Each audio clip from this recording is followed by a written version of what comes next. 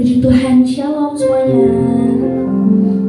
Kembali lagi kita bersama-sama berkumpul untuk memuji dan memuliakan nama Tuhan pada hari ini. Kita mengucap syukur atas kasih-Nya pada kita, atas kesempatan yang telah Tuhan berikan pada kita. Terima kasih Tuhan.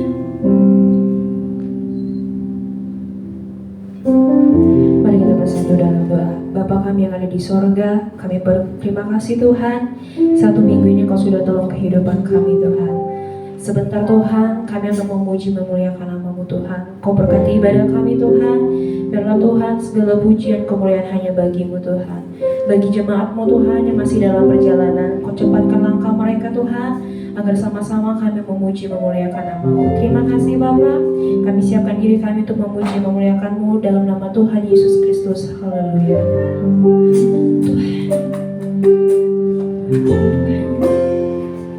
Kita katakan terima kasih kepada Tuhan.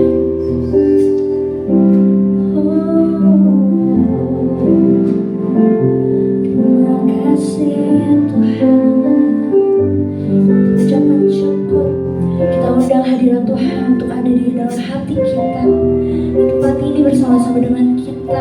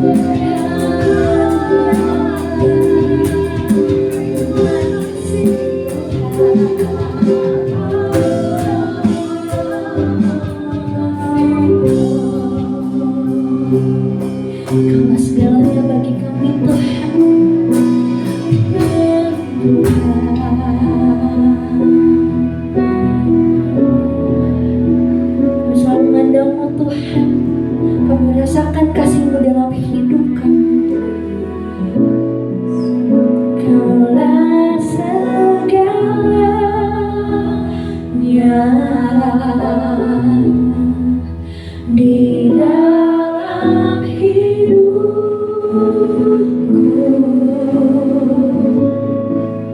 Kerahasiaanmu, kebenaranmu, itu bagianku.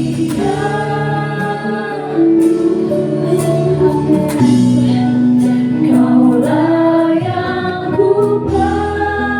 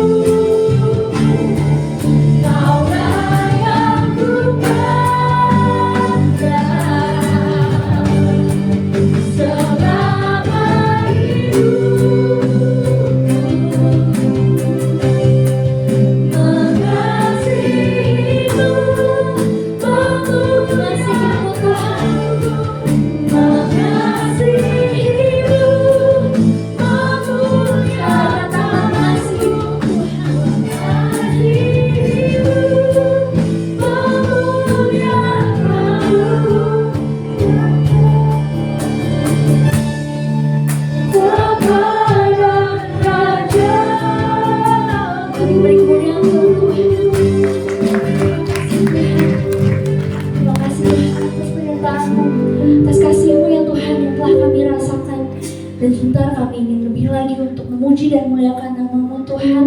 Terus Tuhan Kau urapi, Tuhan Kau curahkan roh gembira yang daripada hamba-Mu. Terima kasih Tuhan Yesus, hanya dalam nama-Mu, haleluya, amin. Puji Tuhan, ada semangat untuk puji nama Tuhan, amin. Haleluya. Mari kita mau puji Tuhan, kita angkat suara kita mau menarik bagi Tuhan. Dan ada yang malu-malu, semuanya bergerak untuk memuliakan nama Tuhan, amin.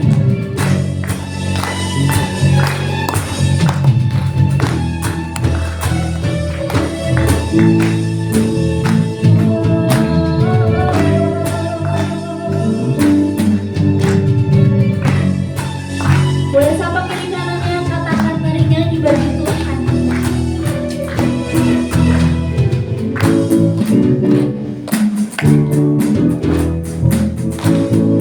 Sama-sama kita katakan pujian. Angkatlah suara, puji dan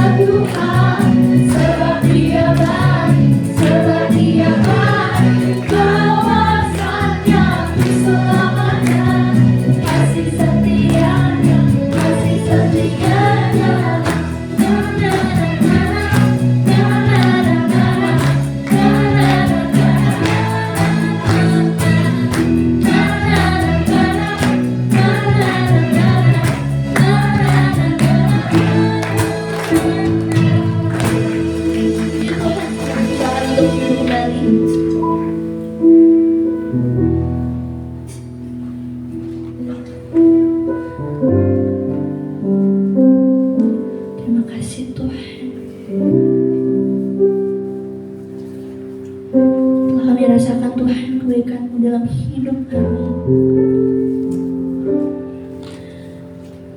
Tuhan, kami sungguh mengasihi-Mu Tuhan.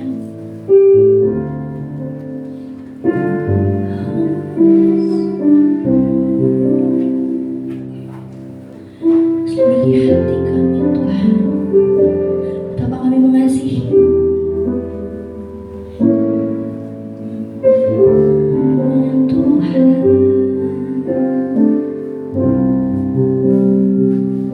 Selidiki aku, lihat hatiku, apakah ku sungguh mengasihi-Mu, Yesus, Kau yang Maha Tahu dan menilai hidupku. Tak ada yang tersembunyi bagimu. Selidiki aku, lihat hatimu, apakah ku sungguh mengasihi-Mu, Yesus, Kau yang Maha Tahu dan menilai hidupku. Tak ada yang tersembunyi bagimu. Telah kulihat kebaikan-Mu yang tak pernah habis di hidupku. Ku berjuang sampai akhirnya, Kau dapati aku tetap setia. Selidiki hati kami Tuhan, selidiki aku, lihat hatiku, apakah ku sungguh mengasihi, Yesus, Kau yang Maha Tahu dan menilai hidupku. Tak ada yang tersembunyi bagimu. Telah kulihat kebaikan-Mu yang tak pernah habis di hidupku. Ku berjuang sampai akhirnya, Kau dapati aku tetap setia.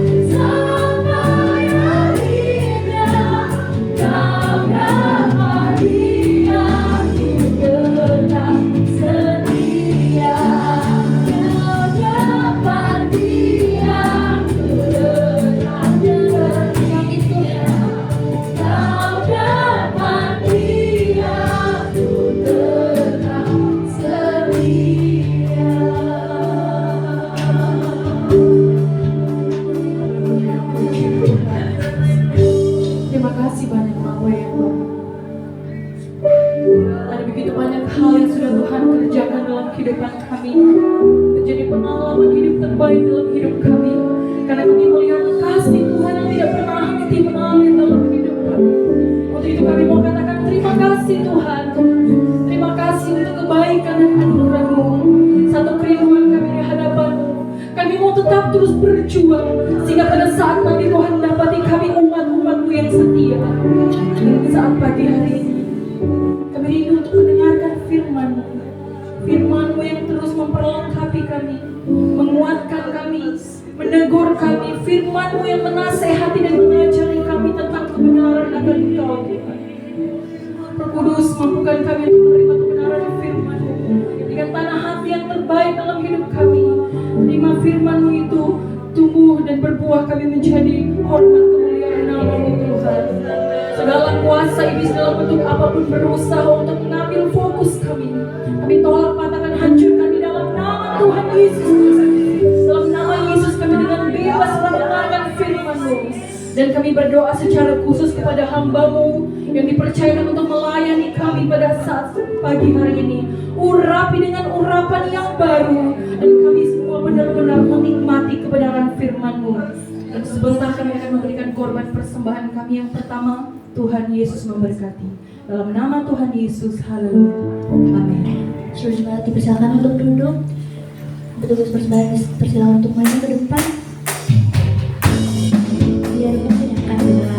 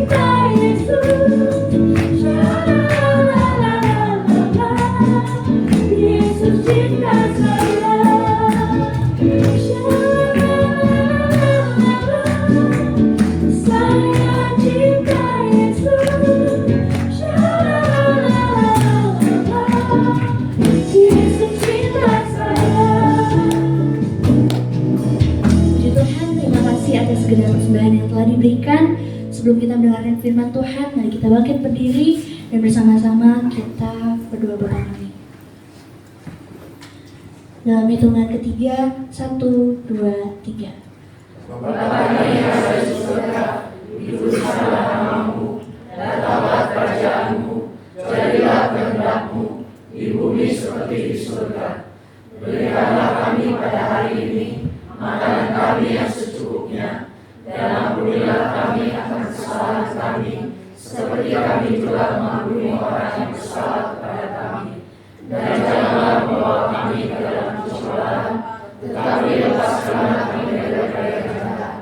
Karena Engkau yang punya kerajaan dan kuasa dan kemuliaan sampai selama-lamanya. Amin. Untuk waktu selanjutnya dipersilakan kepada hamba.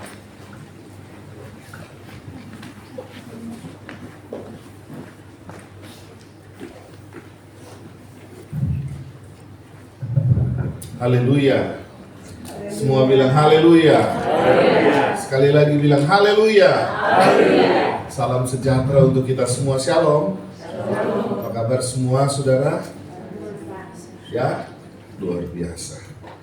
Jadi kemarin saya pikir saya melayani sudah di gereja baru kemarin, ya.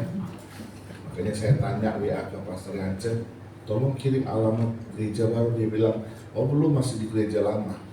Ternyata mulai minggu depan ya. Minggu depan baru. Ya? 17, 15. Oh 15 Maret. Oh 15 Maret ya. Oke. Tuhan baik untuk kita semua.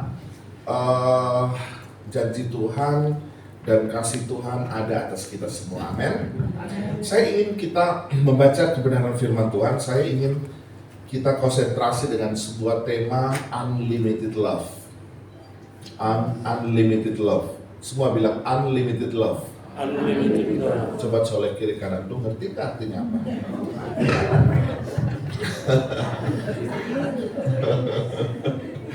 Oke, kita baca Efesus pasal 3 ayat 18 dan 19. Saya kira saya nggak perlu memperkenalkan nama. Mungkin setelah Pak Gembala yang paling sering khotbah di sini adalah saya mungkin. Ya, setelah Ibu Gembala juga. Tamu yang paling sering. Oke. Mari kita baca Efesus pasal 3 ayat 18 dan 19. Semua sudah dapat? Ya. Di layar ada. Efesus 3 ayat 18-19. Dalam hitungan yang ketiga, 2, 3.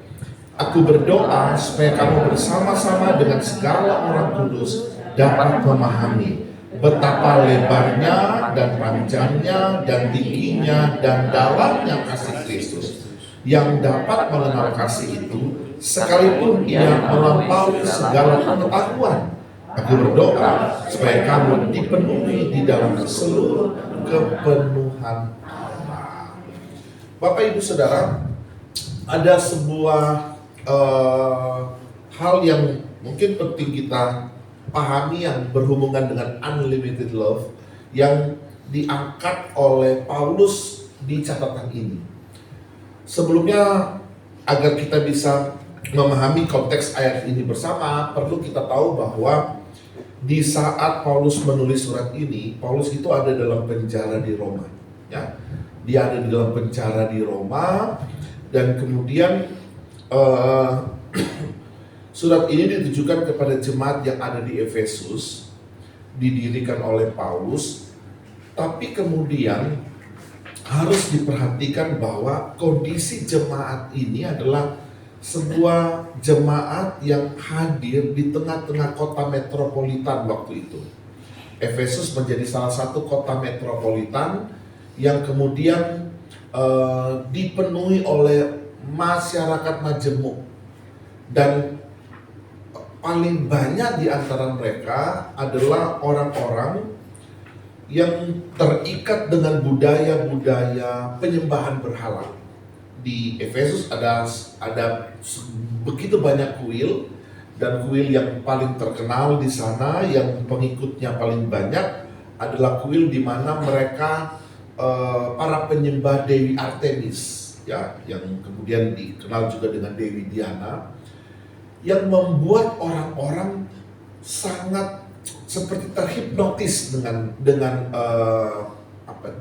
penyembahan ya kuil tersebut, dewa tersebut, sehingga mereka itu tanpa sadar, ya, baik masyarakat yang ada di Efesus maupun jemaat Efesus sendiri masih terikat dengan sebuah perasaan pengaguman terhadap Dewi Artemis dan juga kuil-kuil yang ada di situ. Itu kebanggaan mereka.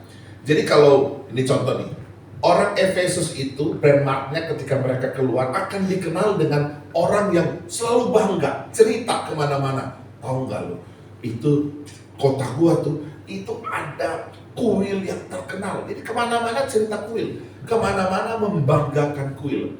Nah, karena terobsesinya mereka akan semua hal itu, maka tanpa sadar mereka itu hidup dalam yang namanya sihir, ya, yang namanya kekuatan-kekuatan gaib, itu kemudian masuk dan mulai mempengaruhi gereja.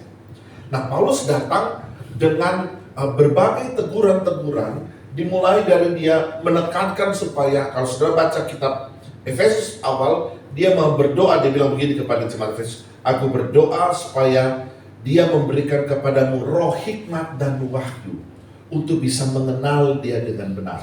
Jadi Paulus mau bilang begini, Ada sesuatu yang hebat yang ada pada Tuhan yang kita sembah. Ada sesuatu yang dahsyat yang ada pada Tuhan yang belum mungkin kalian lihat, yang karena nggak bisa dilihat dengan pandangan mata biasa, makanya dia berdoa supaya Tuhan memberikan kepadamu roh hikmat dan wahyu. Nah, di tengah-tengah jemaat Efesus banyak sekali orang-orang yang terikat dengan filsafat-filsafat Yunani, yang kemudian selalu mengedepankan logika, selalu bercerita tentang apa yang mereka tahu, apa yang mereka pahami, apa yang mereka pernah pelajari, dan itu terus-menerus. Jadi kalau masyarakat di sana selain bicara tentang kuil, yang mereka kedepankan adalah cara berpikir, ilmu, logika, dan kitab kepintaran. Ini yang ada di masyarakat luar pada umumnya, dan mulai masuk dan mempengaruhi gereja. Paulus mau bilang begini kepada mereka, bahwa dia perkenalkan sebuah sosok yang ajaib. Dia bukan hanya sekedar Tuhan, tapi kasihnya itu unlimited. Kasihnya itu tak bisa dibatasi oleh apapun. Kasihnya itu hebat, kasihnya itu besar. Sehingga Paulus bilang, kasih itu, saudara, dia membuat sebuah catatan tulisan, mau menjelaskan kasih itu, dia pakai satuan ukur. Padahal memang kasih itu sebenarnya nggak bisa diukur. Tapi karena mereka coba untuk selalu mengedepankan logika, nah Paulus menjawab sampai mereka bisa paham dengan cara berpikir logika mereka tentang kasih itu. Nah, Paulus menggunakan satuan ukur. Dia bilang begini, kasih itu lebar. Itu pertama. Kata lebar itu dalam bahasa asli Alkitab dipakai kata platos. Itu lebar. Kemudian setelah lebar dipakai kata mekos, artinya panjang. Dan hipsos itu artinya tinggi, dan batos itu artinya dalam. Ini 4 satuan ukur ini kemudian digunakan oleh Paulus untuk menjelaskan, mematahkan segala logika pikir mereka tentang kasih Tuhan. Bahwa Tuhan itu nggak bisa disamakan dengan apa yang mereka sembah. Hal-hal yang sifatnya dewa, dengan kuil-kuil yang megah. Paulus mau bilang bahwa kuil Allah, baik Allah dalam dirimu itu jauh lebih hebat, jauh lebih megah, karena dikasihi oleh Tuhan, yang kasihnya itu lebar, panjang, tinggi, dan dalam. Dan Paulus bilang begini, ini yang menarik bagi saya, bahwa Paulus bilang begini, kita akan bisa mengenal kasih itu. Paulus menggunakan kata mengenal itu dengan kata ginosko, artinya sebuah pengenalan yang berhubungan dengan pengalaman yang dirasakan oleh orang tersebut terhadap objek yang dia kenal. Ya, contoh, saya bisa mengenal Bapak Ibu di antara jemaat, saudara jemaat yang ada di sini, tapi saya nggak bisa ginosko, saudara. Artinya, saya cuma bisa mengenal beberapa nama di sini, ya. Tapi pengenalan itu saya dapati karena sesekali saya pelayanan di sini, ya. Ada yang janjiin rambutan, ada yang habis musimnya kali ya. Ada yang ajak makan, ada yang macam-macam lah. Ini. Jadi saya kenal, tapi saya nggak bisa dikatakan ginosko kepada saudara, karena pengenalan itu hanya sebatas pada hal-hal tertentu. Ya, saya nggak pernah punya pengalaman yang lebih dengan saudara. Saya bisa bilang ginoske dengan istri saya ini yang duduk dengan ibu gembala, itu karena saya punya pengalaman. Saya tahu kapan dia bisa marah. Saya tahu apa yang bisa membuat dia marah. Ini lama, saudara, sampai hari ini masih kami sering ribut soal tempat tidur. Ya, soal tempat tidur. Saya kan kalau tidur gebrak, badannya gede, itu langsung berantakan semua. Ya, jadi setelah bangun langsung jalan, dia selalu bilang, ini tempat tidur nggak diatur begini-begini. Apalagi waktu kemarin mertua kami meninggal, ya ibu dan istri saya meninggal. Jadi saya pergi ke Manado bareng dia, tapi saya pulang duluan. Nah, beberapa hari saya anak-anak di rumah yang memang ini anak saya satu ini, ya 2 hari sekali lah, bisa 3 hari sekali bisa atur kamar ya. Karena memang kadang-kadang laki-laki seperti itu. Jadi pada waktu dia sampai, saya udah tahu, saya udah bilang ke anak-anak, ini mami kalau nyampe, yang pertama dia akan ributin ini tempat tidur. Berantakan, betul sudah sampai. Wah, ini tempat tidur berantakan ini. Padahal kita udah lama. Kita udah umur 20 berapa tahun? 23 tahun menikah. Ya, dikit lagi udah mau pernikahan emas kalau perak. Ini udah nubuatan sampai pernikahan emas. Ya. Pernikahan perak. Tapi masih ribut soal itu. Ya. Dan tapi saya ginos ke dia, saya tahu kapan dia marah. Dia juga tahu apa yang bisa membuat saya marah. Makanan yang saya suka, makanan saya badannya sampai begini saudara. Ya, karena apa? Karena saya selalu disuguhkan makanan enak di rumah. Jadi badannya bisa seperti Paulus bilang, lebar, panjang. Itu yang terjadi. Nah, itu ginosko. Nah, Paulus mau menjelaskan begini, kasih Tuhan atas kita itu bukan hanya terkaan kita saja, bukan hanya kita dengar dari cerita orang, bukan hanya kita tahu dari kesaksian orang atau dari buku, tapi kita harus punya pengalaman pribadi dengan kasih Tuhan yang tak terbatas itu. Bilang amin semua. Ya, kita harus punya pengalaman pribadi. Nah, Paulus mau patahkan cara berpikir mereka. Dan dia bilang, ini paradoks sekali, dia bilang begini, kasih itu yang kita kenal dengan lebar, panjang, tinggi, dan dalam, yang kita kenal itu dengan pengalaman pribadi itu, Paulus bilang begini, melampaui segala akal. Artinya, ketika kasih manusia mentok, ada batas kasih manusia, tidak bisa mengasihi lagi, maka kasih Tuhan itu akan terobos semuanya sampai ke batasan-batasan yang tidak bisa dikasihi oleh manusia. Ini Paulus mau bilang. Nah, saya akan mengajar saudara hari ini tentang bagaimana kita mengaplikasikannya dan memahami tentang kasih Tuhan yang tak terbatas itu, yang Paulus bilang sampai melampaui segala akal, menerobos segala ketidakmungkinan yang sangat sulit untuk diakui secara logika manusia. Justru kasih Tuhan menembus batas-batas tersebut. Mari kita belajar bersama-sama. Ya, Paulus mau menjelaskan itu. Yang pertama, apa yang Paulus tulis tentang 4 dimensi tadi yang saya katakan dengan satuan ukur tadi. Paulus menulis begini, bahwa kasih Tuhan itu dihubungkan dengan lebar. Saya mencatat poin pertama. Kasihnya cukup lebar untuk merangkul sampai pada masa lalu. Itu lebarnya kasih Tuhan. Lebar itu sampai masuk ke masa lalumu, itu dikasihi oleh Tuhan. Berapa banyak di antara kita yang kadang-kala begini, bisa menerima orang, kebaikannya, keberhasilannya, tapi kesalahan-kesalahannya itu sulit dimaafkan. Ada orang yang sampai hari ini itu tidak bisa mengampuni masa lalu dari pasangannya, baik suami, istri, atau anak-anak, atau keluarga. Kita nggak bisa mengampuni masa lalu dari orang tua kita, atau siapapun yang kita temui. Kecenderungan manusia begitu. Kalau saudara ketemu orang, ini biasanya saya biasa ngobrol dengan banyak orang saudara. Kalau kita lagi ngobrol nih, tiba-tiba lewat satu teman, ya, waktu satu teman lewat, ya, manusia itu cenderung begini, ngomong sesuatu yang negatif tentang orang itu yang pernah terjadi di masa lalu.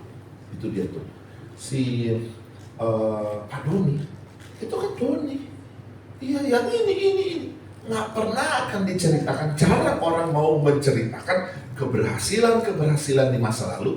Mereka cenderung akan mention hal-hal yang negatif. Itu manusia, siapapun dia. Kadang-kadang di kalangan pendeta juga seperti itu, saudara. Kalau ketemu yang dicerita yang buruk-buruk tentang orang-orang lain. Saya selalu bilang kalau ada orang yang ngomong buruk tentang orang lain dalam sebuah pertemuan, tinggalkan tempat itu. Kenapa? Karena satu saat ketika engkau nggak ada di situ, engkau yang akan diomongin oleh orang itu. Bahaya, saudara. Kenapa? Ini kecenderungan manusia.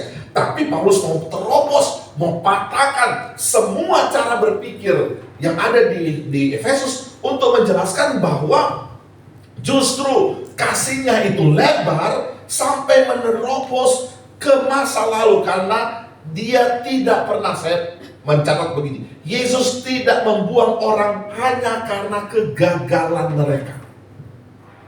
Kalau saudara baca seluruh cerita Alkitab, ketika Tuhan bertemu dengan semua orang, siapapun dia, yang punya masa lalu buruk, yang gagal di masa lalu. Dia pernah berjumpa dengan seorang wanita Samaria yang punya 5 suami, dan sekarang dia hidup dengan bukan suaminya. Yesus gak buang. Yesus bilang, kalau you mau minum ya air yang aku berikan, engkau gak haus lagi. Itu dia mau menjelaskan begini, kalau engkau mau terima kasih daripadaku, ambil kasih itu dalam bentuk air minum rohani daripadaku, engkau gak akan haus lagi. Engkau akan menerima kesegaran yang luar biasa. Ya, segala sesuatu yang kemudian haus itu berhubungan dengan intimidasi, mencengkram, semua hal yang kemudian membuat dia sangat terbeban, itu tidak akan terjadi lagi. Yesus pernah berhadapan dengan orang yang namanya Sakeus. Pada waktu dia berhadapan dengan Sakeus, ya, dia minta mau makan di rumah Sakeus. Semua orang mencibir, kenapa dia makan di rumah orang berdosa? Kenapa Yesus yang katanya Mesias harus makan di rumah orang berdosa? Tapi sudah tahu apa yang terjadi? Yesus bilang, di sini ya, dia pun adalah anak Abraham. Saat ini terjadi keselamatan atas rumah ini. Padahal semua masyarakat Yahudi gak suka dengan Sakeus. Sakeus punya banyak sekali kesalahan. Kesalahan pertama adalah dia adalah orang Yahudi tapi kerja untuk orang untuk orang Romawi. Itu kesalahan Sakeus. Ya, pekerjaannya pemungut cukai, penagih pajak, yang kalau nagih pajak melebihi batas-batasan tagihan yang normal. Itu sudah sampai pada tingkat pemerasan, makanya orang marah. Itu dosa besar bagi bangsa Yahudi yang mengambil memeras orang, ya, melebihi apa yang seharusnya orang itu bayar. Itu dosa besar bagi agama Yahudi. Dan saudara tahu, Sakeus itu dianggap sudah sangat berdosa. Tapi Yesus datang dengan kasihnya yang lebar. Haleluya. Bilang semua haleluya. Dan dia bilang hari ini terjadi keselamatan atas rumah ini. Saudara mari baca Alkitab saudara. Di dalam Mazmur 103 ayat 12. Bisa ditampilkan Mazmur 103 ayat 12. Ayo baca bersama-sama. 2, 3. Sejauh timur dari barat, demikian dijauhkannya daripada kita pelanggaran kita. Wow. Itu sejauh timur dari barat. Itu lebar sekali. Dia bicara timur di saat matahari terbit sampai ke barat di saat matahari terbenam. Ya. Dan dia bilang, demikian dijauhkan pelanggaran kita. Itu kasih Tuhan yang unlimited. Amin. Saya mau mengajak Bapak Ibu Saudara, perhatikan baik, miliki kasih Tuhan ini. Jangan kemudian saudara diintimidasi oleh semua hal yang pernah terjadi di masa lalu. Aduh, Pak Pendeta saya ini sebenarnya mau suka ibadah, tapi saya berdosa sekali. Gak usah terintimidasi dengan apa yang pernah terjadi di masa lalu. Percayalah, Tuhan ada di sana. Dia justru ada di masa lalumu. Dia mengampuni masa lalumu. Dia kemudian memulihkan setiap perkara-perkara yang pernah terjadi di masa lalu. Untuk apa? Untuk mengantarmu berjalan ke masa depan yang cerah dan penuh dengan harapan. Tepuk tangan untuk Tuhan kita Yesus. Haleluya. Haleluya. Bilang dulu haleluya. Yang kedua, Paulus mencatat begini bahwa kasihnya itu digunakan kata lebar, tapi kemudian dia gunakan kata panjang. Selain lebar, dia gunakan kata panjang. Nah, kata panjang yang dihubungkan dengan kasih ini, saya memberikan kesimpulan begini, ya, kasihnya itu cukup panjang untuk menunggu pertobatan kita. Nggak ada yang bilang amin. Kasih Tuhan cukup panjang untuk menunggu pertobatan kita. Tuhan itu kasihnya panjang sabar, kasih Tuhan itu panjang sabar. Kita tuh kadang-kadang ya seperti petasan apa dia kecil, jatuh dikit meledak, jatuh meledak. Petasan apa padi, petasan apa dia kecil-kecil itu, meledak terus. Ya, kita kadang-kadang begitu, emosinya meledak-ledak. Kesalahan dikit itu bisa jadi masalah yang besar. Kesalahan yang harusnya tidak perlu dipermasalahkan, wah itu jadi masalah besar bagi kita. Tapi Tuhan kasihnya itu panjang sabar. Bahkan ayat Alkitab bilang, di saat kita justru tidak mengasihi, Dia tetap mengasihi kita. Amin. Haleluya. Haleluya. Saudara tahu kenapa saudara ada di sini sekarang? Ya, itu karena kasih Tuhan yang panjang sabar menunggu saudara bertobat. Kalau enggak, udah lama saudara dihantam Tuhan. Ya, betul nggak Ibu Ratna? Ya, Pak Yanca sih nggak ada di sini. Kalau Pak Yanca ada di sini, dia jadi saksi hidup bagaimana Tuhan memulihkan hidupnya.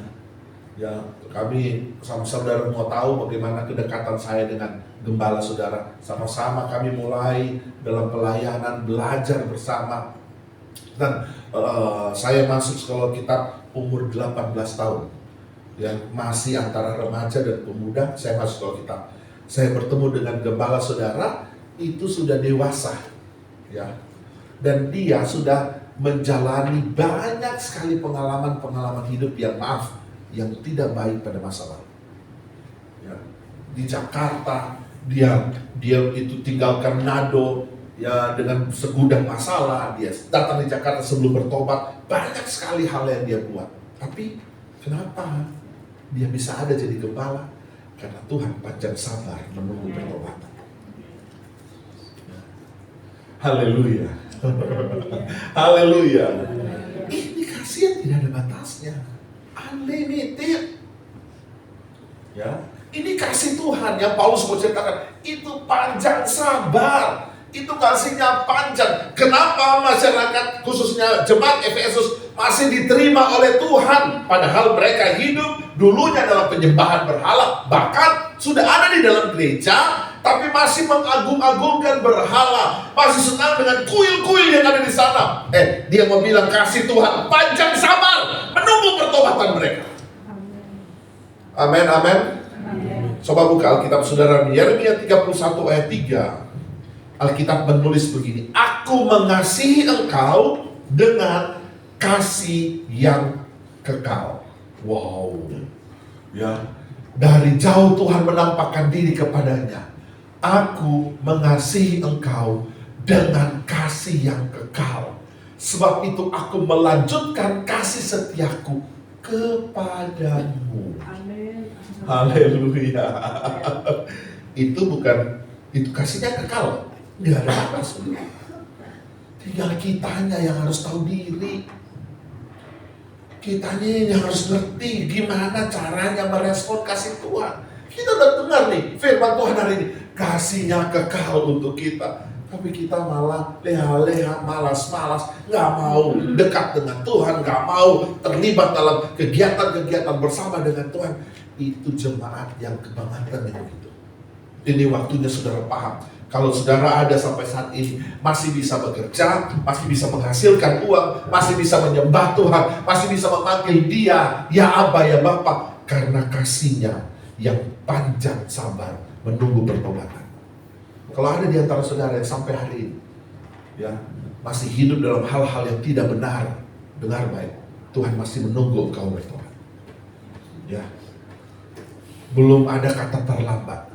ini waktunya engkau memulaikan sebuah kehidupan yang baru bersama dengan Tuhan. Supaya engkau akan tahu dan merasakan cerita apa yang dinamakan tentang kasih Tuhan yang panjang. Bukan dari cerita orang lagi, bukan hanya dari kata pendeta lagi, bukan hanya dari kata Pak Doni, bukan hanya dari kata Pak Yance, Bu Ratna, oleh orang lain yang ada di sekitar saudara. Tapi saudara sendiri merasakan bagaimana kasih Tuhan yang panjang sabar tetap menunggu sampai saudara bertobat. Yang ketiga, yang ketiga digunakan istilah begini, dalam. Semua bilang dalam. Ayo lagi bilang dalam. Nah, kata dalam saya buat begini, kasihnya itu cukup dalam untuk menjangkau sampai ke titik terendahmu. Itu kasih Tuhan. Kalau hari ini ada di antara Bapak Ibu Saudara yang merasa, ini ya Tuhan, ini sekarang saya ada di titik terendah, saudara harus bersyukur. Itu artinya udah gak mau ke bawah lagi. Itu udah mentok paling rendah. Saatnya saudara akan mulai bangkit lagi. Saatnya saudara akan naik lagi. Tinggal menunggu waktu. Tuhan akan pantulkan saudara di titik terendah itu untuk melesat jauh naik ke atas. Kenapa saudara? Karena kasih Tuhan itu bukan hanya ada di saat saudara diberkati. Waktu saudara Tuhan siapkan promosi jabatan, promosi berkat atas hidup saudara. Justru kasih Tuhan menjaga sampai kedalaman titik terendah kita. Ketika kita nggak tahu harus buat apa-apa, ketika semua orang memalingkan muka atas kita, ketika usaha kita nggak pernah berhasil, ketika kegagalan terus menghantui kita, Tuhan ada di sana untuk menolong kita, mengangkat kita kembali pada jalur kemuliaan Tuhan. Haleluya. Bilang haleluya semua. Tuhan ada di sana. Pemazmur mencatat itu dalam Mazmur 139 ayat 8. Pemazmur mau menjelaskan tentang keadaan yang paling rendah yang dimiliki oleh pemazmur, dan dia percaya Tuhan ada di sana. Ya, Mazmur pasal 139 ayat 8, dia katakan begini. Jika aku menaruh tempat tidurku di dunia orang mati. Tadi dia bilang, jika aku mendaki ke langit, engkau ada di sana.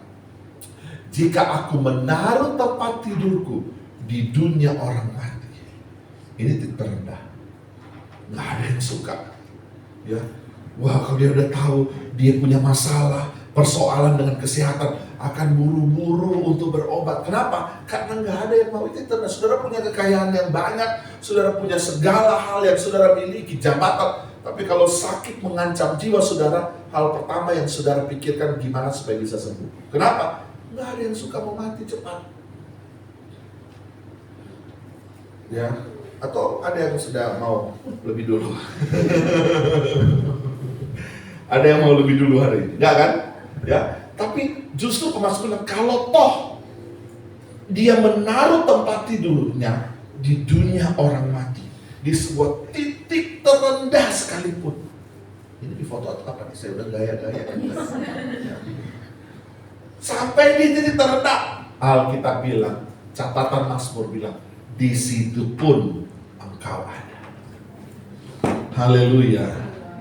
Dia engkau pun ada di sana. Di situ pun engkau, Tuhan ada di situ. Jadi kalau saudara suka nyanyi itu, di titik terendahku, ku tahu. Oh, itu lagu tuh. Itu lagu menguatkan. Di titik terendah kita, dia ada. Untuk apa? Dia ngangkat. Kalau saudara punya pengalaman titik terendah, saudara nggak tahu harus bagaimana keluar, dan tiba-tiba saudara sudah ada pada hari ini. Coba saudara ingat pada masa lalu, apa yang terjadi waktu itu? Ya, semua bukan dalam kendali kita. Semua Tuhan yang mengendalikan. Kalau keuangan saudara seret, dagangan saudara seret, dan tiba-tiba ada investor yang datang, bukan mau saudara. Tuhan yang menggerakkan investor itu datang kepada saudara. Kalau saudara ada keadaan yang sulit, nggak tahu harus buat apa, tiba-tiba ada teman datang untuk menopang saudara, mengangkat tangan saudara. Jangan saudara pikir itu mau teman saudara, bukan. Tuhan yang mengatur segala sesuatu, menggerakkan hatinya untuk menolong saudara. Kenapa? Karena justru di titik terendah kita, di situ Tuhan ada. untuk mengangkat kita naik ke tempat yang tinggi. Itu kasih Tuhan. Itu yang Paulus mau jelaskan kepada jemaat yang ada di Efesus tentang kasih Tuhan yang lebar. Kasih Tuhan yang dalam. Ya. Berapa banyak di antara saudara yang pernah merasakan kasih Tuhan yang dalam? Coba tolong lambaikan tangan saudara. Ya, itu kasih Tuhan hebat atas kita. Saya dan istri dan keluarga pernah ada dalam kondisi titik terendah dalam pelayanan. Gak tahu harus buat apa. Ya, tapi Tuhan kemudian menolong dengan cara Tuhan yang ajaib. Dan tiba-tiba bisa ada di sini melayani Tuhan dan terus melayani Tuhan, terus melayani Tuhan, terus melayani Tuhan. Kami nggak tahu harus buat apa. Ada waktu-waktu ketika tertentu sepertinya tidak ada yang bisa menolong, tapi tiba-tiba Tuhan datang dengan cara Tuhan yang ajaib. Jangan pernah sepelekan teman sekecil apapun bantuannya untuk saudara. Jangan pernah sepelekan. Dia cuma ngasih sedikit. Memang dia kasih sedikit, tapi bukan mau dia, Tuhan yang gerakkan dia. Ya, saya nggak tahu gimana caranya Pak Yanca tiba-tiba minta saya khotbah hari ini. Pada beberapa waktu yang lalu, hari Senin kalau nggak salah, saya nggak ikut ibadah di Pluit, ya, karena kami dan istri lagi sementara berusaha mengejar setoran. Karena sudah deadline pembayaran kontrakan hari itu, ya, deadline pembayaran kontrakan. Tiba-tiba Pak Yanca kirim ini nih, foto bersama Pastor Ronald Musu ketemu di situ. Terus saya dengan santai bilang, aduh sorry Cak, saya nggak bisa hadir karena ini lagi ngatur ini, ya. Dia ngomong begini, sama kok itu orang dua, ya. Sementara bergumul juga dengan cicilan-cicilan. Ya saudara, saya biasa. Oke, ya, bertahu saling berdoakan. Tiba-tiba masuk WA berikut, dan kamu khotbah ya hari Minggu di tempat saya.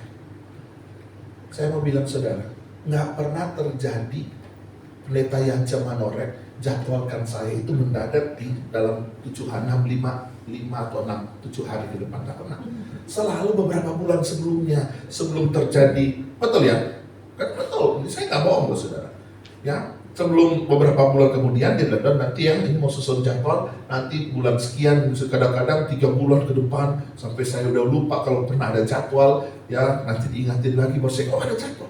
Tapi ini 6 hari yang lalu dijadwalin untuk hari ini. Setelah selesai hari Minggu, itu nggak mungkin saya nggak tahu ini jadwalnya siapa yang khotbah hari ini, dan tiba-tiba saya yang jadi khotbah. Saya mau bilang saudara, orang anggap ini seperti hal biasa, tapi dengar, ini cara Tuhan untuk mengatur segala sesuatu. Tuhan itu nggak pernah salah. Terus di tengah-tengah keadaan kita membutuhkan segala sesuatu, Tuhan datang dengan cara Tuhan yang ajaib.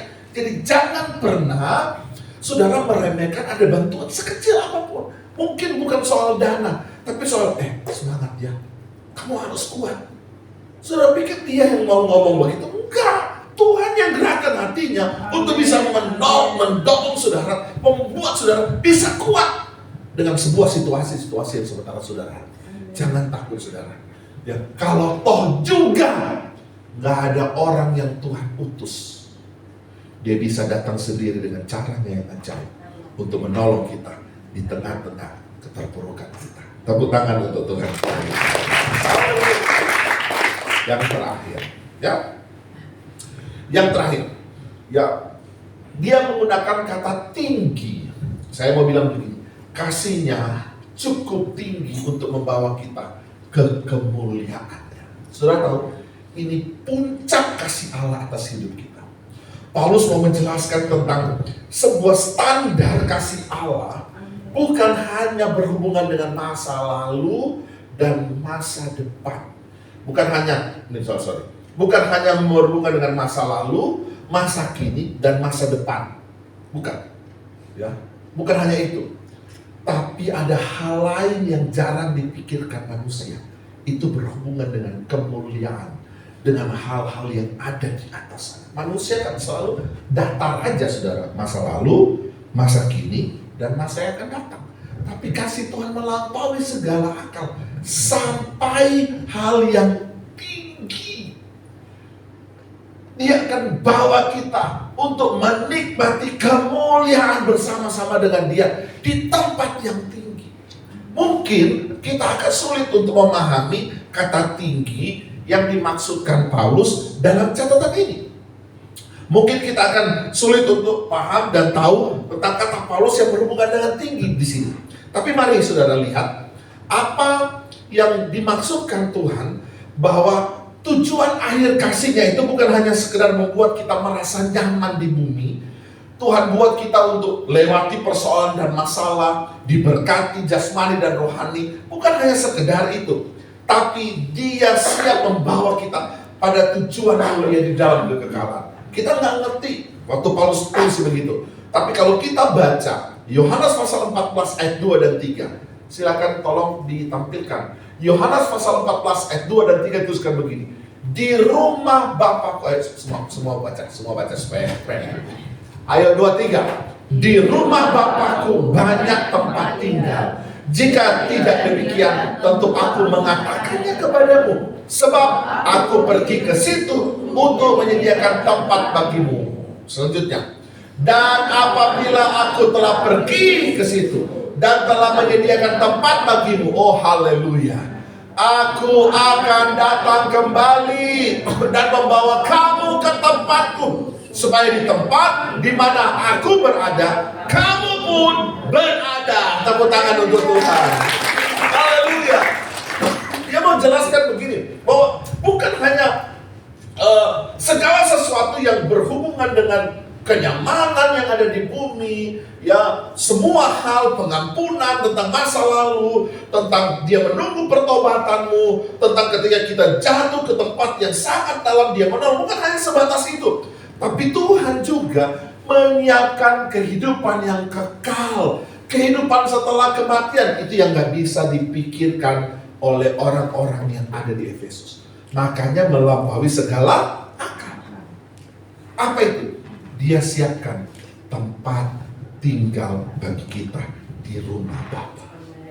Oh haleluya. Berapa banyak saudara di antara saudara yang bangga punya tempat tinggal di rumah Bapa? Bisa lambaikan tangan? Ya. Berapa banyak di antara saudara yang sudah mau lebih dulu ke sana? Ini gak mau. Itu kita tuh kadang-kadang begitu. Itu paradoks sebenarnya. Ya. Kita tuh punya semangat, sadar bahwa kita punya tempat di sana. Tapi kalau ditanya siapa yang mau ke sana, belum ada yang mau. Ya, saya juga belum mau ya saudara. Saya mau kesaksikan begini. Saya punya kesaksian yang luar biasa terjadi di Chicago setelah saya khotbah terakhir di sini. Ya, besoknya saya berangkat ke Amerika. Hari Minggu saya khotbah, Seninnya saya berangkat ke Amerika. Pas Selasa saya khotbah. Dan dalam pelayanan di sana, saudara, dalam beberapa pelayanan terakhir saya telah 2-3 minggu terakhir, ya, sebelum saya kembali ke Indonesia, saya pelayanan di Chicago. Waktu saya pelayanan di Chicago, habis pelayanan hari Minggu, hari Senin sore, tiba-tiba saya udah nggak bisa jalan. Ya. Entah apa yang terjadi di tubuh saya nggak bisa jalan, saudara. Ya. Hari tanggal Senin itu, hari Senin sore masih bisa ke toilet. Karena jarak dari kamar ke toilet mungkin sekitar 6 meter, di luar, bukan toilet bukan kamar. Keluar saya masih boleh, ya, loncat-loncat, ngesot dikit, bisa sampai. Tapi setelah itu, saya udah nggak bisa. Ya, itu rumah gembalanya gede sekali tempat rumah itu. Ada sekian banyak orang tinggal di situ. Tapi mereka pagi jam 5 udah keluar semua kerja, nanti pulang jam 11 malam. Jadi sepanjang hari rumah itu gak ada orang. Nah coba saudara bayangkan, saya mau minta tolong pada siapa? Ya, mau makan, mau semua hal. Jadi pagi-pagi Pastor Jamli Tiko Alu sudah antar saya makanan. Di sini tempat tidur saya, makanan ditaruh di situ, mungkin jaraknya di ibu gembala di situ. Saya nggak bisa turun dari tempat tidur. Udah gak bisa buat apa-apa, Bapak Ibu Saudara. Yang bisa saya kerjakan cuma bisa video call ke istri dan anak-anak saya. Waduh, itu berat sekali. Saya pikir saya kena asam urat. Itu pertama. Jadi karena pastor itu sama penyakitnya asam urat, Dia kasih saya minum obat asam urat, saya minum. Karena nggak mempan, besoknya saya minum 1, nggak mempan, saya mulai minum 2. Harusnya 1 hari 1 kali, saya udah minum 1 hari 2 kali, 1 hari, nggak terjadi apa-apa. Makin ini saudara sakitnya begini. Kita kan kalau sakit, terus nggak sakit lagi untuk beberapa jam, datang lagi sakitnya. Kalau itu nggak, itu sakitnya gaspol terus. Jadi waktu kena sakit, dia sakit terus, sakit terus. Ya, saya cuma bisa tidur malam paling lama itu 1,5 jam, 2 jam saya bisa tidur. Habis saya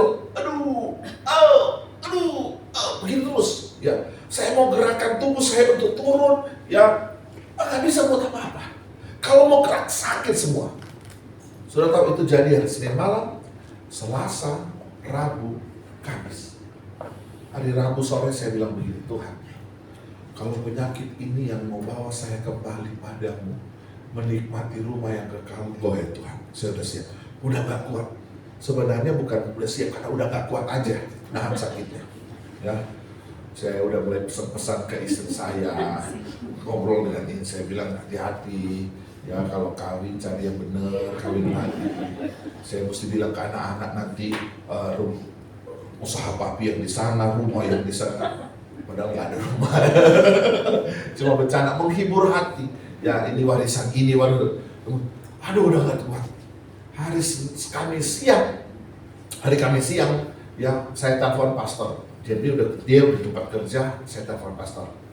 Ini udah nggak beres. Karena saya ingat saya hari Minggunya saya sudah ada jadwal pelayanan di Columbus. Itu harus naik mobil itu sekitar 5-6 jam dari tempat itu.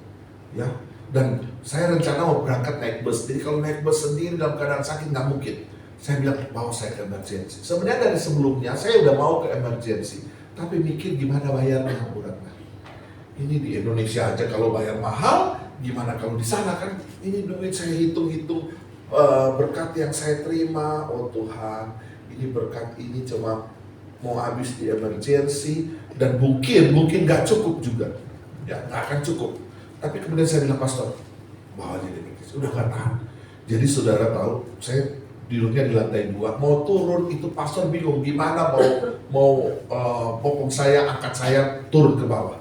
Saya bilang udahlah, nggak apa-apa, saya sambil teriak, asal nggak apa-apa saya teriak ya, nggak apa-apa teriak sambil teriak. Jadi karena yang bermasalah bagian kiri, dia ada di kiri saya coba sakit banget, sakit. Dia bilang pakai kursi roda aja pastor. Saya tanya, kursi rodanya di mana? Dia ingat, aduh kursi rodanya dibawa ke rumah sakit karena ibunya justru baru operasi di rumah sakit. Ya, jadi saya jalan teriak sampai tiba di mobil. Itu lama sekali, berapa kali berhenti. Itu sampai keringat dingin, sampai dia bilang pastor, sepucat pastor di muka. Saya jadi takut juga, aduh Cilaka 12. Ya, udah pucat karena nggak makan sudah. Saudara bayangkan 4 hari itu saya turun 9 kilo. Cara Tuhan juga ya mungkin ya, ini buat supaya bisa turun-turun begitu ya. Kita nggak tahu ya Tuhan buat apa. Akhirnya bawa. Tiba di emergency langsung ditanya ke saya, "You sakit apa?" Saya bilang saya nggak tahu, pokoknya ini semua sakit. Dia tanya, dari 1 sampai 10, kira-kira berapa? Saya bilang 10 sakitnya. Dan saya teriak-teriak di situ. Karena saya teriak-teriak, mereka kasih pakai saya tanda supaya langsung segera ditangani. Jadi cuma 15 menit saya nunggu, saya langsung ditangani. Sudah tahu ditangani langsung 5 dokter. Jadi di emergency itu ada kamar khusus orang-orang yang segera harus ditangani. Dan 5 dokter yang datang. Mulai, saya bilang begini ke dokter, "Dok, saya ini kena asam urat." Ya. Dokter bilang, "You tahu dari mana you asam urat?" Saya bilang, "Saya ya punya papa asam urat, opa asam urat." Di Indonesia itu ada salah satu daerah namanya di Minahasa, daerah Manado, itu rata-rata laki-laki di atas 40 tahun, kalau 10 laki-laki 8 kena asam urat. Kenapa? Karena pola makan di sana itu nggak benar dari muda. Betul toh? Ada kena ya? Makan muda. Ya, terus saya bilang, ini pastor yang antar saya ini asam urat juga. Saya bukan pakai bahasa Inggris, pakai bahasa Indonesia saudara. Langsung ada mesin penerjemah di situ ya. Sebenarnya pastor juga saya bisa dikit-dikit, cuma jangan sampai salah ngomong akhirnya didiagnosa salah. Lebih baik hantam saja bahasa Indonesia, nanti ada yang terjemahkan. Oke. Ya, jadi saya langsung diperiksa. periksa darah, dicek kolesterol, asam urat, gula saya. Tiba-tiba dokter itu, kalau di Indonesia ya, cek darah itu berapa jam ya, itu nggak sampai 10 menit balik dokternya. Dia bawa hasil, dia bilang, "Hey man, everything okay." Oh, bagus Pak, baik semua. Waktu dia goyang kepala, dia bilang, "Saya punya informasi sesat." Ya. Informasi saya sesat, karena semua baik. Saya bilang, semua baik, bagaimana saya nggak baik? Ya saya rasa ini sakit. Dia keluar, datang dokter kelima, itu dokter saraf. Waktu dokter lihat saya teriak-teriak, saya ditepuk di sini, dia langsung saya tek, saya teriak, ditepuk di sini dan ditepuk di sini, langsung teriak. Waktu selesai, dia tahu saya teriak, dia langsung minta MRI. Pasti dia emergency MRI. Waduh, ini mau bayar berapa ini? MRI, keluar hasil, saya kena saraf kejepit di bagian L2 sini, ya, dan itu kenanya di bagian sciatica, di bagian kaki kiri sampai ke betis kiri. Itu membuat saya nggak bisa jalan, sakit sekali. Dia langsung suntik morfin saya sampai 2 kali suntik, masih belum hilang. Ya, saudara tahu, dia kasih langsung minum obat saya 10, habis suntik morfin 10 kali obat, tuk minum. Wow, saya udah lemas, saya sudah bisa senyum. Ya, dengan 10 obat dan 2 kali suntik morfin. Waduh, saya pikir saya sudah mau sampai di tempat yang Tuhan siapkan. Ya, saya kesaksian ini untuk ceritakan kasih Tuhan yang hebat, kasih Tuhan yang luar biasa. Dan kemudian sudah tahu, hari itu saya bisa pulang jalan ke mobil. Dan dia minta begini. Awalnya dia bilang, "You harus operasi sekarang." Oh, saya bilang enggak. Kalau operasi nggak boleh. Karena saya juga saya udah curiga juga. Ini kemungkinan juga kalau dia jadi saraf kejepit, tindakan apa? Saya baca semua ulasan, jangan mau dioperasi katanya. Karena kalau dioperasi, kalau dia bagus, tapi kalau enggak, lumpuh. Aduh, saya bilang sudah, enggak usah lah. Ya, saya berharap nggak usah dioperasi. Jadi saya bilang, saya nggak mau dioperasi. Oke, kalau you nggak mau dioperasi, you harus terapi. Tapi kalau you mau terapi, itu 6 bulan baru bisa jalan. Belum jalan normal, belum hilang sakit, tapi baru bisa jalan. Saya bilang nggak apa-apa, saya mau jalan masih pincang juga nggak masalah, yang penting saya bisa jalan. Sudah tahu, saya keluar, saya pergi, saya diantar pastor itu selama 5 jam berangkat ke Columbus, saya khotbah hari Minggu di sana, saya pulang lagi saya base camp saya di New York, saya sampai di New York masih khotbah lagi di minggu berikutnya. Setelah itu saya kembali ke Indonesia. Harusnya saya sudah harus masuk terapi di rumah sakit yang direkomendasikan dari Chicago itu, rumah sakit pemerintah. Waktu mau keluar, ini yang ada drama di sini. Mau bayarnya bagaimana? Ini pastor, ini dia ternyata sudah tahu itu nggak bayar. Dari awal dia udah tahu itu nggak bayar. Terus saya tanya kan, tapi dulu, dia belum bilang, "Pastor, ada berapa di situ?" Saya bilang, "Ada." Saya ambil dompet saya, ini cuma semua. Dia bilang, "Ada kotak dolar, anak kami, Bapak diam." Ya ternyata dia cuma mau cari tahu saya ada duit berapa di situ. Ya setelah datang semua, saya ambil semua dia punya catatan, tagihannya nggak ada, gratis. Bilang amin dong, saudara. Saya udah tegang, saudara, nggak ada amin. Amin dong, gratis, nggak perlu dibayar. Wah, itu luar biasa. Di sini kadang-kadang nggak bayar sih, pakai BPJS, ya, tapi luar biasa, saudara. Ya, yang sakitnya cuma saat satu, kalau saudara nunggu bisa jadi darah tinggi, saudara di situ. Ya, tapi apapun itu kita bersyukur pemerintah kita memberikan fasilitas BPJS kepada kita. Tapi nggak bayar. Waduh, saya senang sekali, saya bilang di mobil, "Pastor tahu kok dia nggak bayar, kenapa nggak dari awal?" "Nggak, Pastor, kita kira Pastor cuma kena asam urat supi, jadi kita kasih minum itu obat, Jo. Karena kalau mau tunggu di sini lama." Jadi dia punya pengalaman antara orang itu dulu sampai 6-7 jam baru ditangani. Kalau yang nggak bayar rumah sakit pemerintah, baru pastor yang kita antar 15 menit sudah ditangani.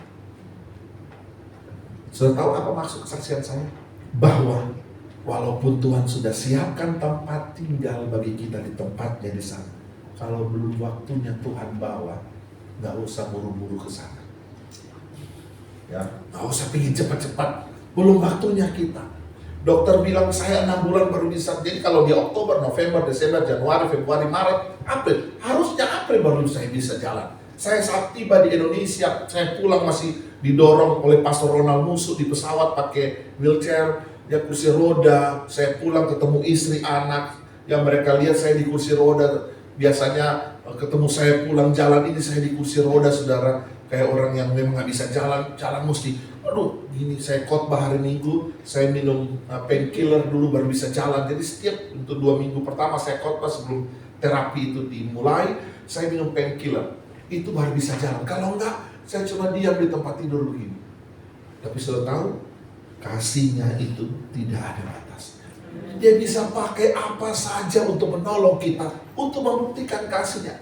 Tiba-tiba saya dipertemukan dengan salah satu dokter. Ya, pertama saya tanya bayar mahal nggak? Ternyata semuanya bisa diatur dengan pembayaran yang bisa saya bisa penuhi. Dan sudah tahu, jadwalnya 12 kali terapi. Ingat, saudara ingat kata-kata dokter di Amerika, 6 bulan baru bisa jalan normal. Terapi kelima, saya udah jalan normal. Dan hari ini, udah bisa loncat-loncat. Yang tadinya lumpuh, gak bisa jalan, sekarang bisa loncat. Kenapa? Karena kasih Tuhan itu gak ada batasnya. Saya gak tahu saudara sementara mengalami apa hari ini. Saya gak tahu saudara sementara mengalami problematika apa. Percaya ada kasih Tuhan yang gak ada batas.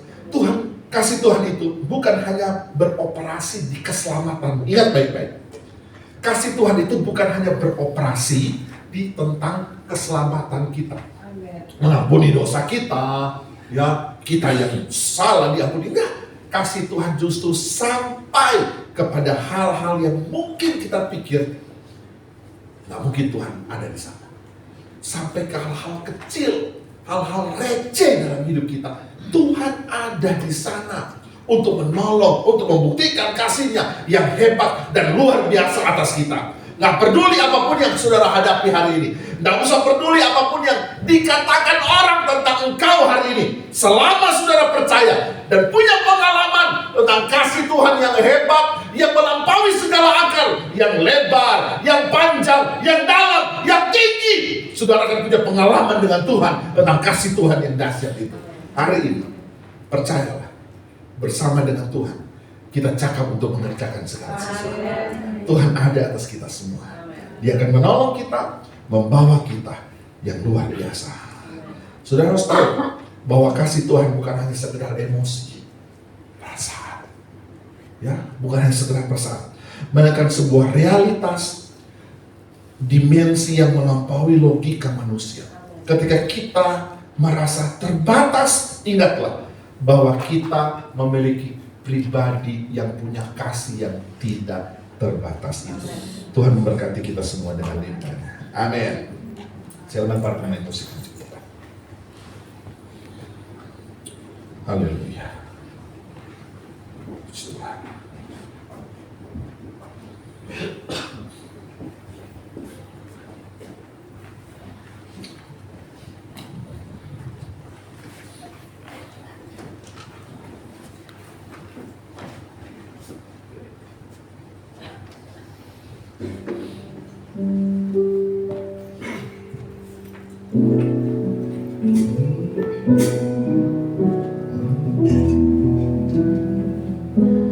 Walaupun gunung itu tak berpindah, tetap percaya Kau yang punya kuasa. Sekalipun ku dalam lembah gelap, tak mengapa asal Kau di sampingku. Walaupun masalahku masih ada, tetap percaya rencanamu terindah. Pribadiku takkan pernah berubah. Iman yang aku kenal padamu Tuhan yang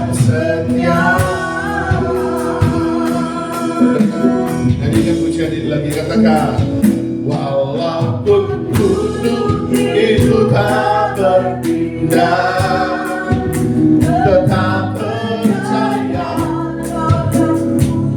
kuasa. Sekalipun ku dalam lembah gelap, tak mengapa asal kau di sampingku. Walaupun masalahku masih ada, tetap percaya rencanamu terindah. Pribadimu takkan pernah berubah. Iman yang aku pegang padamu, Tuhan yang setia. Ada banyak kali kita sulit bergerak karena persoalan dan masalah kita. Ya. Tapi percayalah, walaupun masalah mungkin masih ada, nggak usah takut, tetap percaya ada rencana Tuhan indah. Haleluya.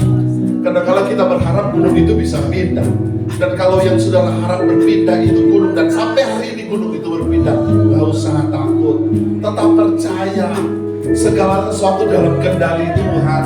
Ada rencana Tuhan yang jauh lebih besar daripada apa yang pernah saudara pikirkan dan yang pernah ada dalam hati saudara. Tuhan menyiapkan banyak hal yang mungkin hari ini saudara anggap itu seperti sesuatu yang mustahil.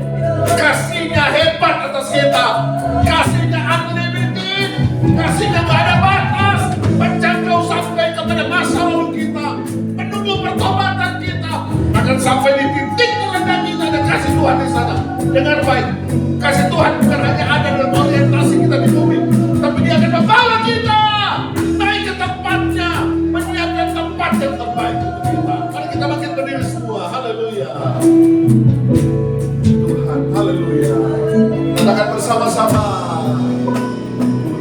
Walaupun gunung itu tak berpindah, tetap percaya Kau yang punya kuasa.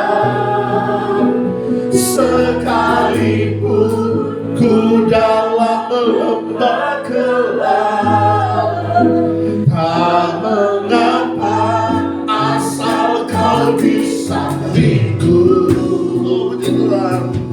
Walaupun masalahku masih ada, tetap percaya rencana terindah. Pribadimu takkan pernah berubah. Iman yang aku pegang padamu, Tuhan yang setia. Sambil mengangkat tanganmu, katakan lagi, katakan. Walaupun gunung itu tak berpindah, tetap percaya Kau yang punya kuasa. Sekalipun ku dalam lembah gelap, tak mengapa asal Kau di sampingku. Puji Tuhan. Walaupun masalahku masih ada, tetap percaya rencanamu terindah. Pribadimu takkan pernah berubah. Iman yang aku pegang padamu, Tuhan yang setia.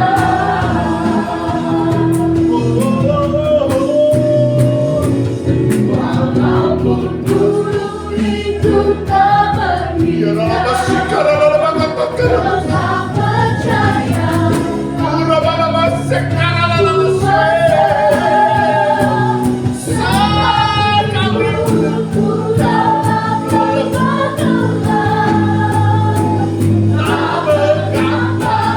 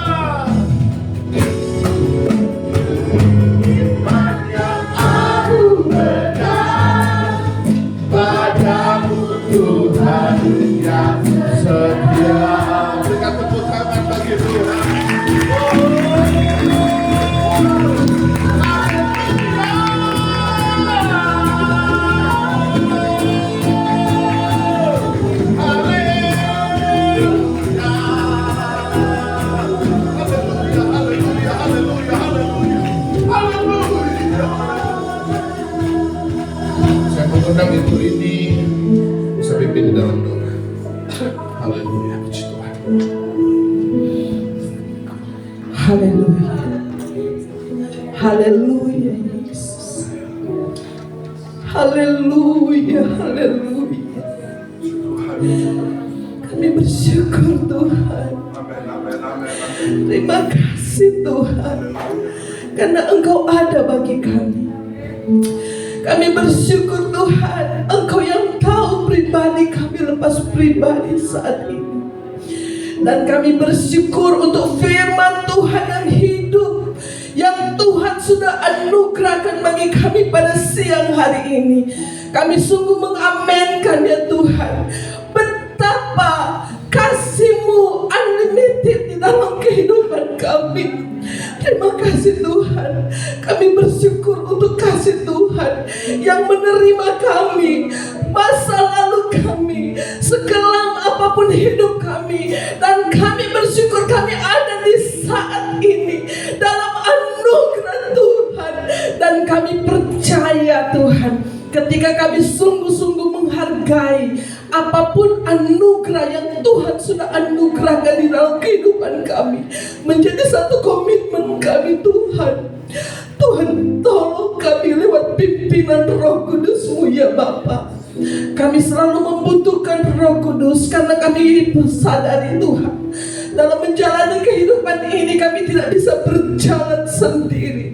Kami butuh kuasa Tuhan yang akan terus memampukan kami menghargai kasih karunia yang Tuhan anugerahkan bagi kami.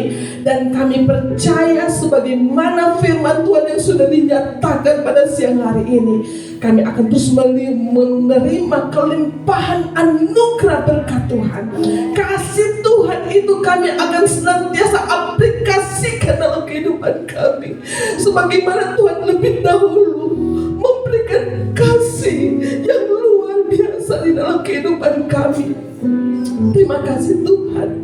Biar juga kasih ini kami akan aplikasikan di dalam kehidupan kami, bagi diri kami sendiri, bagi sesama, bagi jiwa-jiwa yang ada di sekitar kami Tuhan. Terkadang Tuhan, memang kami sadari kami minta ampun kepada Tuhan. Seringkali Tuhan kami melihat masa lalu orang lain yang kelam, dan sering timbul penghakiman demi penghakiman di dalam diri kami. Kami justru menjadi Tuhan bagi manusia menghakimi mereka. Tetapi kami berdoa ya Tuhan, karena kami amenkan kasih menutupi banyak sekali pelanggaran, dan Engkau menerima kami apa adanya. Dan kami yakin Tuhan, lewat kasih Tuhan kami akan selalu mengampuni orang yang bersalah kepada kami. Kami mengaplikasikan kasih itu bukan hanya sekedar kata-kata, tetapi betul-betul Tuhan, lewat hidup kami, ketika orang bersalah atau apapun yang mereka perbuat mengecewakan kami, justru kami akan berikan kasih yang Tuhan sudah anugerahkan. Kami akan mengasihi mereka seperti Tuhan mengasihi kami. Terima kasih Bapa di surga. Meteraikanlah firman-Mu di dalam kehidupan kami, dan kami percaya seluruh jemaat Tuhan yang ada di tempat ini, bersama dengan gembala sidang, keluarga hamba-Mu, kami yakin mereka semakin diberkati Tuhan, dan semakin menyadari betapa Tuhan luar biasa baik. Kasih-Mu panjang lebar, tidak bisa diukur dalamnya, tidak bisa diukur tingginya. Dan kami percaya mereka akan semakin mengasihi. Kami semua yang sudah mendengarkan firman Tuhan diberkati oleh Tuhan. Terima kasih Tuhan. Segala puji, segala hormat, kemuliaan hanya bagi Tuhan. Hamba-Mu yang sudah memberitakan firman Tuhan, kami percaya juga hamba-Mu di dalam anugerah Tuhan. Engkau terus memakai hamba-Mu, memperlengkapi hamba-Mu di dalam melayani Tuhan. Banyak jiwa-jiwa dimenangkan hanya untuk hormat, untuk kemuliaan nama Tuhan. Terima kasih Bapa. Setelah kami mendengarkan kebenaran firman Tuhan, kami akan berulur tangan kasih kami untuk meletakkan korban persembahan kami, persembahan yang berkenan kepada Tuhan, dari kerelaan hati, dari ketulusan hati kami memberi hanya untuk hormat kemuliaan nama Tuhan. Ini menjadi doa dan syukur kami dalam nama Tuhan Yesus Kristus. Haleluya. Amin. Puji Tuhan, terberkati oleh firman Tuhan, amin. Sebentar kita akan memberikan persembahan kedua, dan petugas persembahan yang silakan untuk maju ke depan dan mari bersama-sama kita berdoa. Tuhan, terima kasih atas firman-Mu yang telah meneguhkan setiap hati kami. Kiranya Tuhan, Kau memberkati hamba-Mu yang telah menyampaikan isi hati-Mu. Dan Tuhan, sebentar kami ingin memberikan persembahan pembangunan. Kiranya Tuhan, Kau memberkati setiap kami, mengisikan, mengkuduskan persembahan ini agar menjadi perluasan pekerjaan gereja-Mu di tempat ini. Terima kasih Tuhan Yesus, hanya dalam nama-Mu, haleluya, amin.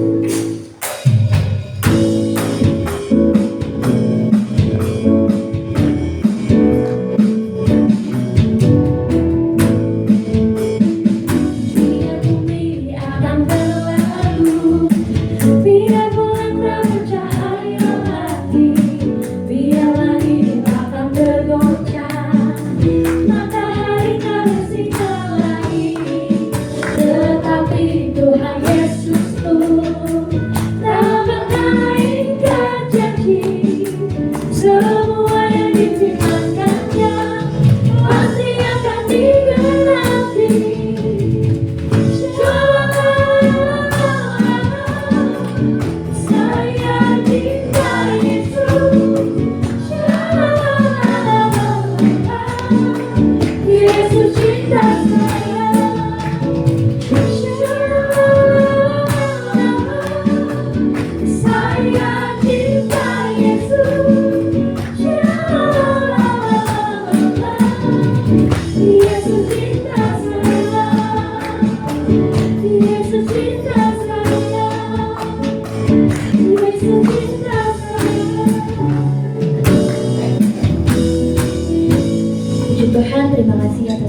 persembahan yang telah diberikan.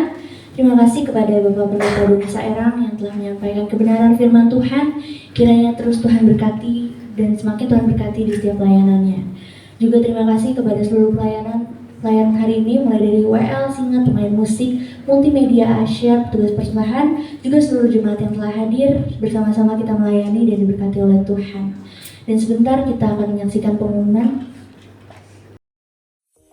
Pengumuman kegiatan sepanjang minggu ini, Jemaat GPDI Air Siloam, Kota Wisata. Hari Senin, ada doa dan puasa mingguan. Hari Rabu, ada ibadah komsel. Hari Jumat ada ibadah gabungan WSP dan Pelprit di gereja. Hari Sabtu, ada doa pagi di gereja dimulai jam 7 pagi. Dan ibadah YMB, dimulai jam 5 sore. Hari Minggu, jadwal ibadah berjalan seperti biasa. Dan diingatkan kembali, seluruh jemaat GPDI Kota Wisata, wajib membaca Alkitab setiap hari. Dan jangan lupa untuk terus saling mengingatkan dalam keluarga supaya terus membaca Alkitab setiap harinya. Jikalau ada yang akan memberikan persembahan persepuluhan, dapat ditransfer ke nomor rekening yang tertera di bawah ini. Setelah itu dapat menginformasikan kepada Ibu Gembala untuk didoakan. Bagi setiap jemaat yang ingin menjadi jemaat tetap GPDI Kota Wisata, dapat menghubungi Ibu Gembala atau Sekretariat Gereja. Untuk pertanyaan lainnya dan informasi lebih lanjut, silahkan menghubungi nomor Sekretariat Gereja yang sudah tertera di bawah ini.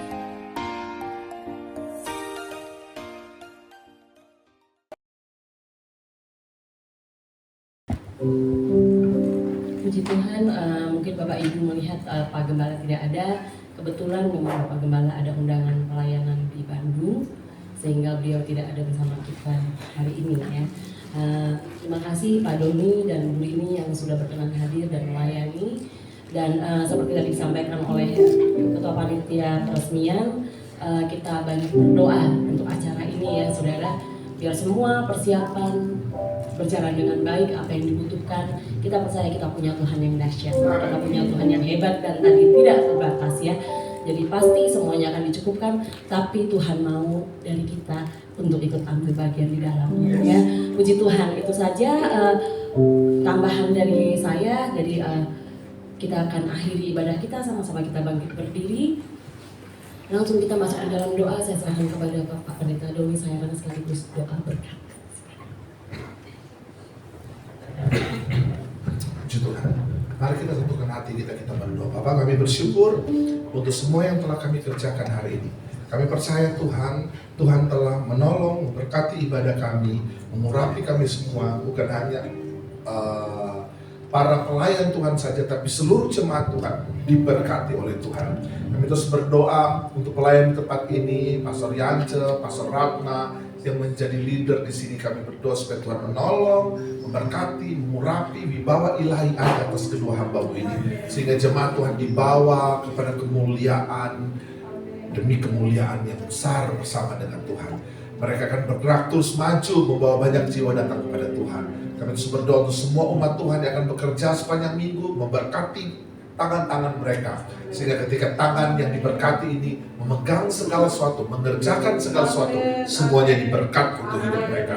Kami juga berdoa untuk persiapan peresmian gereja. Kami berdoa supaya semuanya bisa berjalan dengan baik. Dana-dana yang dibutuhkan Tuhan pasti sudah siapkan dengan cara Tuhan yang ajaib. Dan oleh karena itu kami berdoa, semua yang telah berjerila, semua yang sudah menabur dan yang akan menabur, diberkati oleh Tuhan berlipat kali ganda. Apa yang telah mereka tabur tidak menjadi sia-sia, tapi pada waktunya Tuhan akan membalas berkat berlipat kali ganda untuk hidup mereka. Terima kasih Tuhan. Terima kasih, kami akan kembali ke tempat kami masing-masing, pimpin sertai kami. Kami tiba di tempat tujuan kami dengan penuh selamat daripada Tuhan. Saudara-saudara yang dikasihi Tuhan, angkat kedua belah tanganmu menengadah ke Tuhan dan terimalah berkat Tuhan. Berkat penuh berkat, curahan berkat, berkat jasmani dan berkat rohani.